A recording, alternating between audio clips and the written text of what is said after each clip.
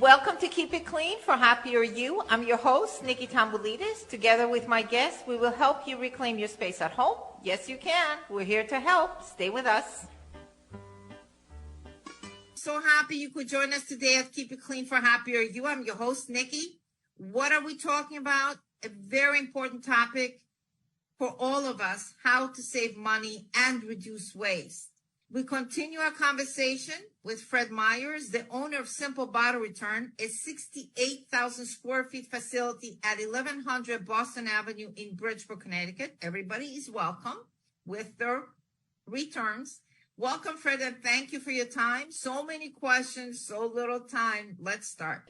How to save money and reduce waste. From earth.org, the top 6 environmental issues the USA is facing in 2024: air pollution, water shortages, wildfires, food waste, and plastic pollution. Today, we're addressing plastic pollution and what you and I can do to help while earn money doing so.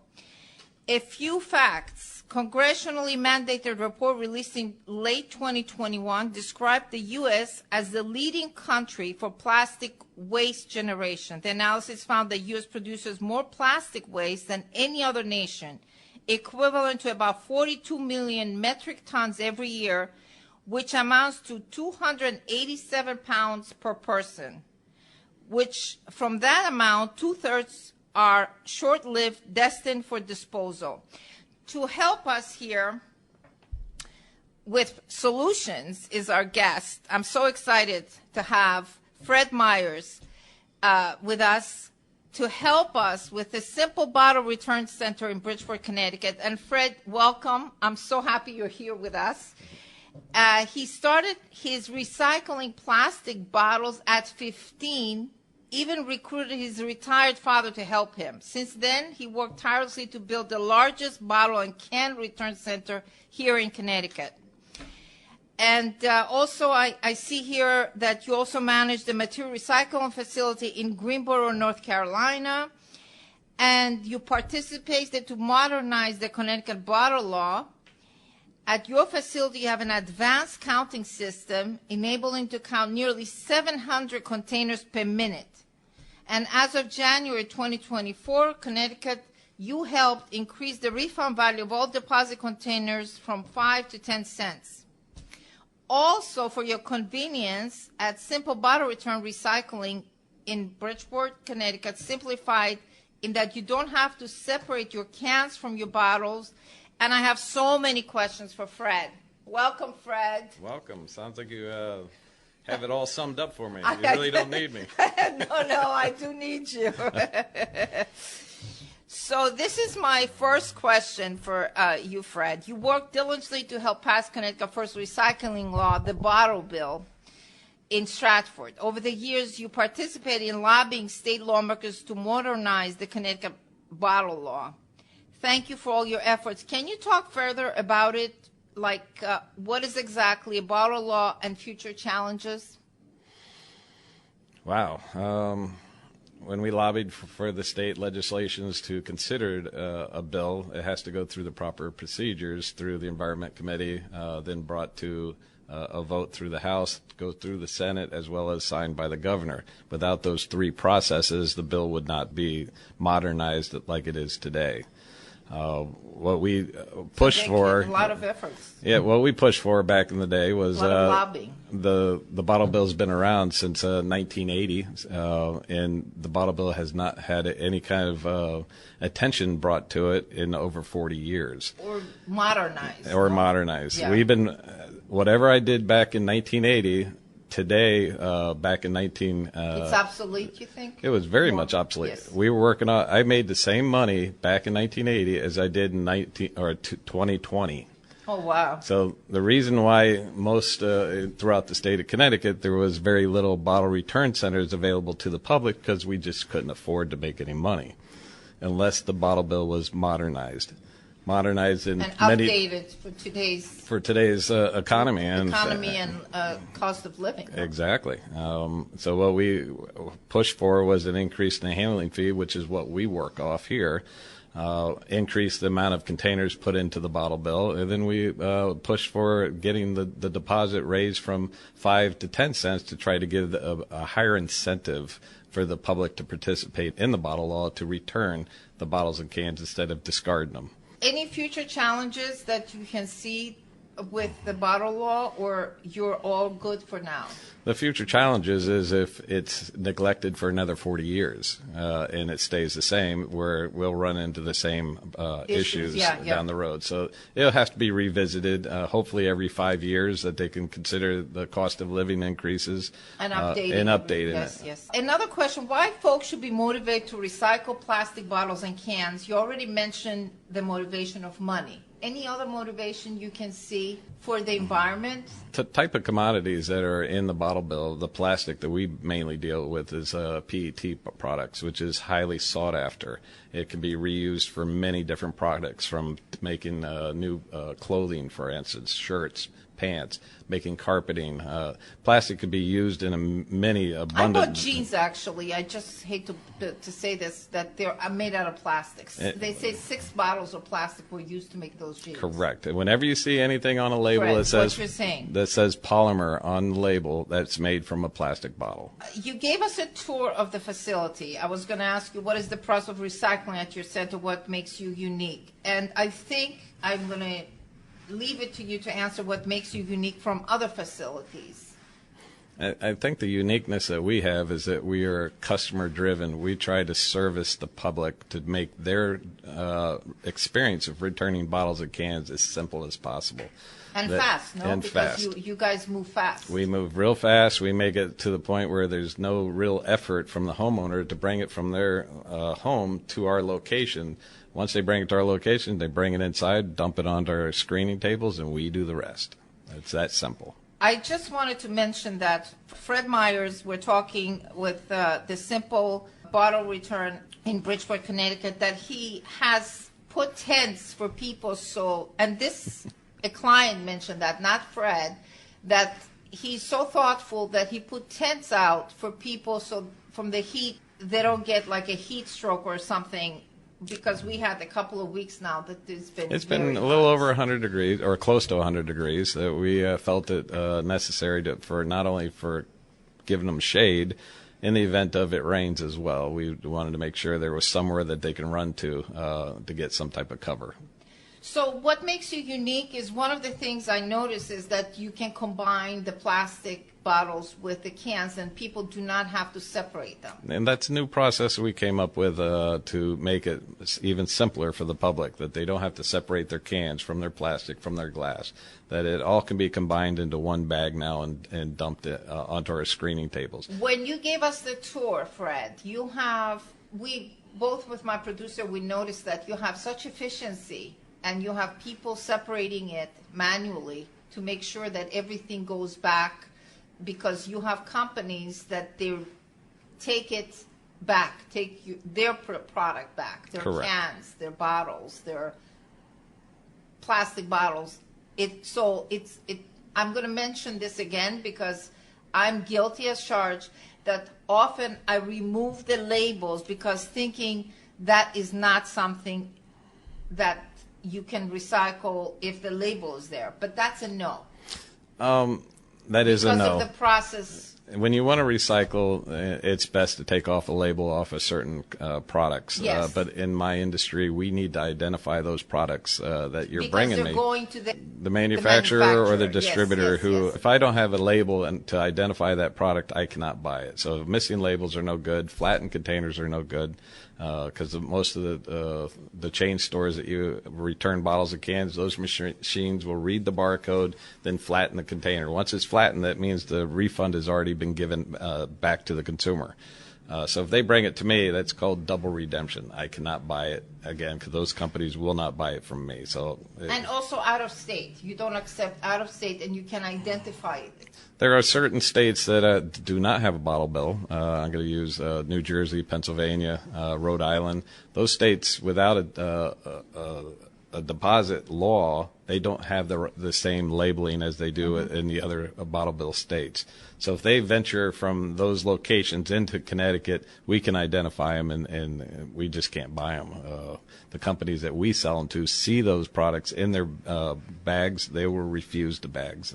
So a lot of labor goes into what you're doing. It's all labor. It's all labor. And I met this lady. I know I'm becoming repetitious here. And she was outside. I complimented you for having such nice people working in your facility, because she said she worked here 15 years and you're the best boss she ever had, and she would never leave you unless you get rid of her. That's so nice of her. And I am impressed, because it matters when you are dealing with labor that people stay with you. You don't have to retrain them over and over again. Correct. The turnover rate here is very little. So efficiency is number one, from what I gather. Labor and equipment here. It's not a sophisticated system that I put together, but it is probably the best that's out there in the state of Connecticut for bottle return. We do have competitors with their own ideas of how to accept from the consumer, but everybody does their own system. This is a system I developed, and I think that I'm getting a good response from the public. And it's very impressive, because the facility, we're talking with Fred Miers on simple bottle return, is very clean. Yes.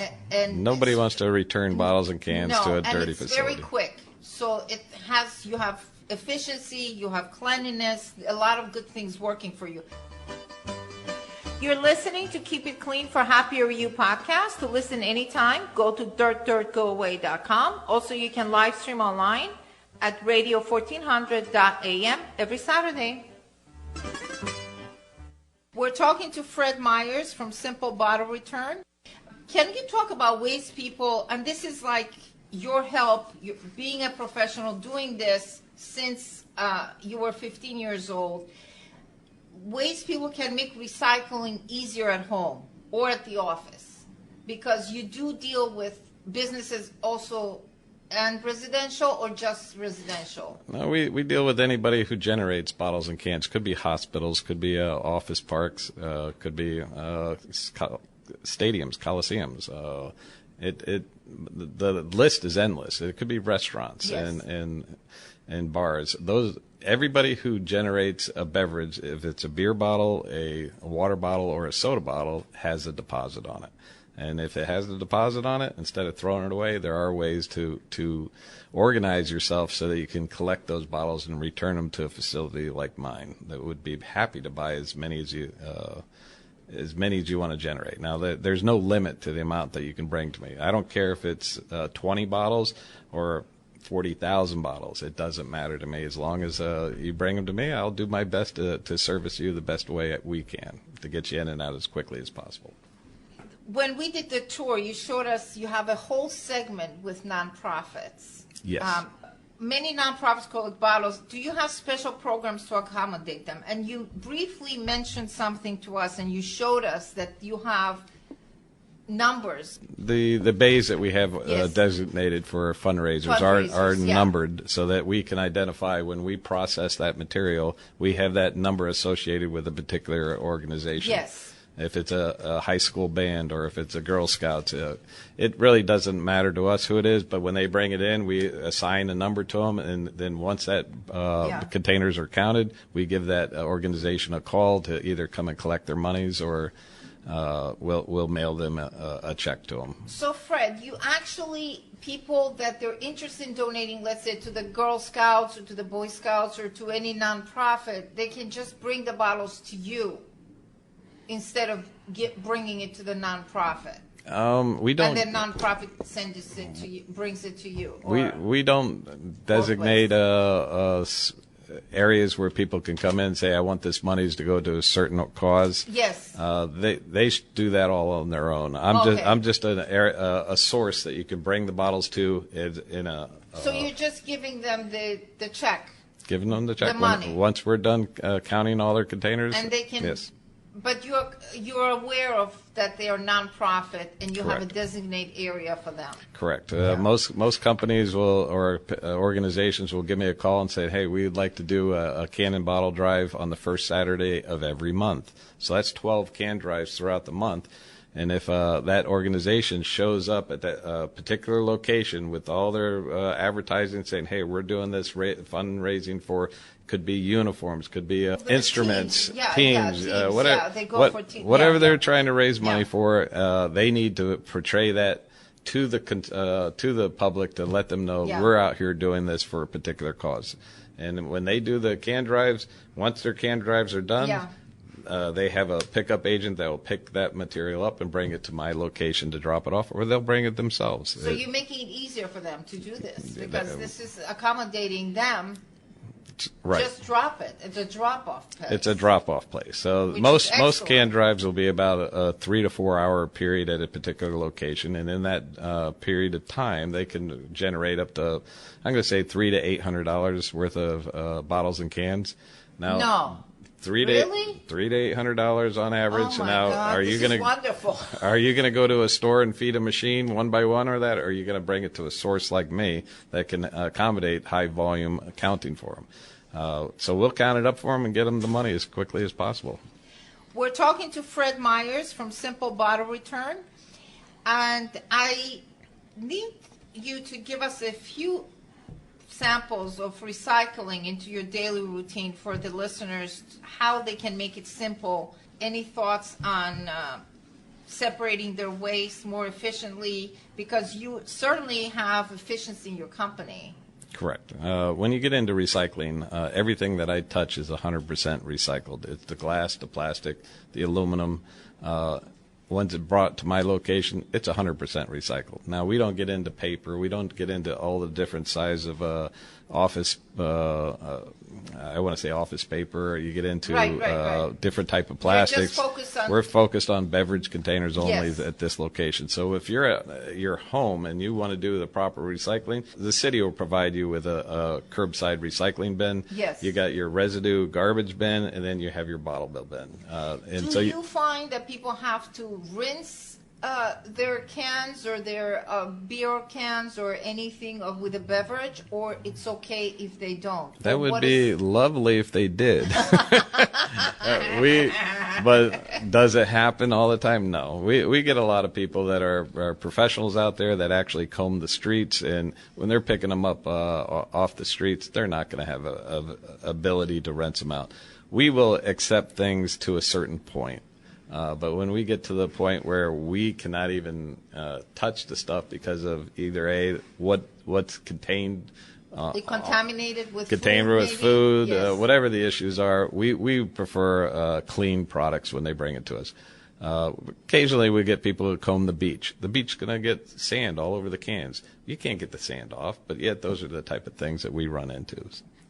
Oh, that's interesting. So, including sand now.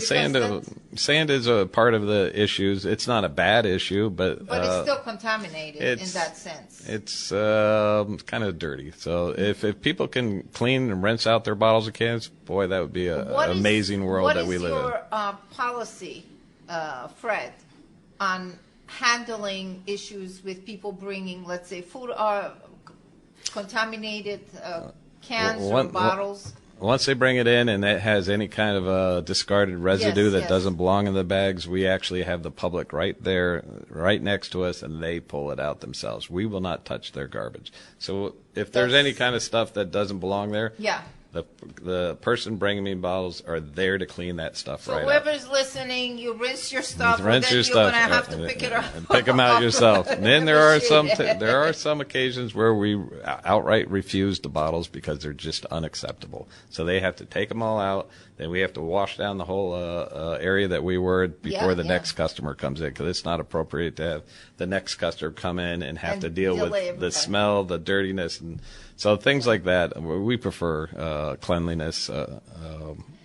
I noticed that there's a lot of people that are coming in that they're, let's say they do, I don't exactly know the word that they go into the garbage and pick up the bottles, and they come and return them. And for them, it's like the less fortunate, so to speak, that for them is an income.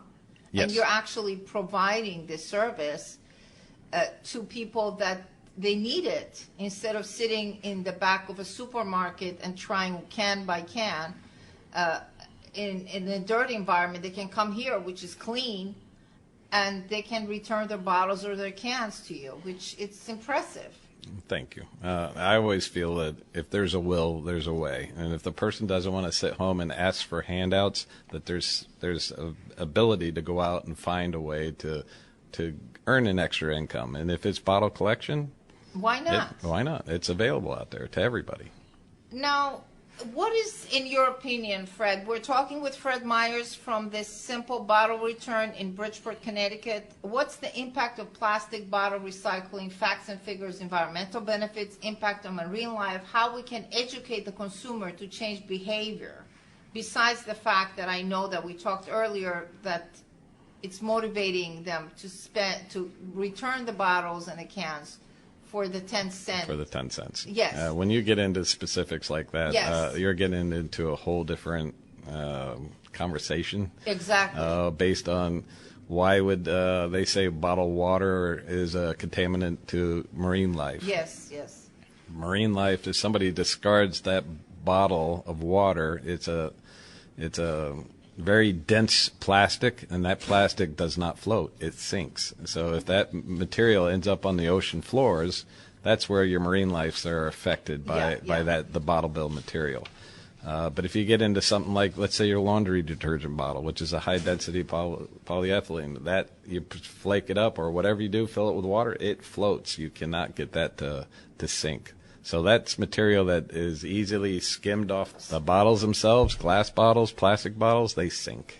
Once they're filled with water, they go right to the ocean. And also, correct me if I'm wrong, the plastic that connects all the cans, that they say marine life usually swallows that, and that, or they get their head stuck in them, or things like that. Right. So that can be dangerous. That's dangerous for marine life. It's like a net, and you put plastic bags or something like that ends up in the ocean. Yeah, it traps certain marine life that could get entangled into it, and those are things that you just don't want the public to discard as if it was you're outside your car or outside your boat or outside. You just discard it onto the ground. That's just litter, and that's, common sense is that let's recycle or throw it in a receptacle so that it's not all over the streets. We're talking to Fred Miers from Simple Bottle Return, asking him how it all started, why and when he started it all, what was his involvement in helping pass Connecticut's bottle bill, and what it's all about, why recycle, how the bottle and can return works at his facility, how to make recycling easy at home and also for commercial and nonprofit, what makes Simple Bottle Return unique, and much more from our expert at the very end. And not to be missed, Jem, a quick tip from Fred and I to help you succeed. Stay with us. Bye for now. In closing, I want Fred to give us a short tip for our listeners to use on their recycling, to help them recycle and to be better citizens. The only tip I say that participate. Do not be a reason or a cause to have somebody else clean up after you.